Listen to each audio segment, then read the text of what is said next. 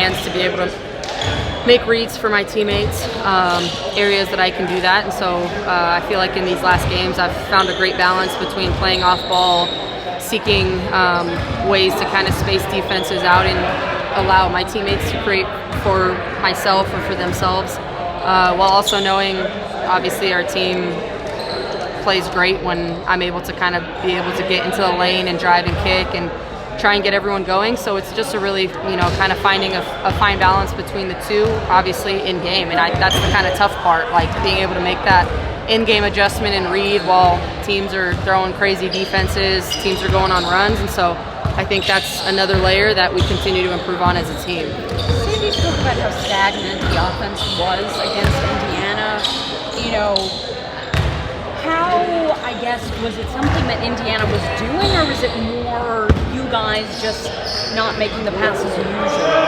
Yeah, I think a little bit of both. Obviously, they switched a lot, and I think for us, we haven't even played with some of the lineups we went out there and played with that game. Obviously, down 2 starters, Niara, KB, like there's players we haven't played with, continuing to change those around in practice. Like I was with the second unit today and getting familiar with playing with players that I don't play a lot with, Izzy, Q, Jay, Marine, Beck, and I think that's just going to continue to help us. Is there's funky lineups, and I think everyone's trying to figure out their role in that lineup with 2 starters down, and obviously you could see it was a little bit rusty and not as fluid, and that's part of what happens when you lose 2 big pieces of your offense and defense, and Leo and JJ, and for us it was a great learning opportunity to figure out how we can continue to build chemistry with everyone on the team.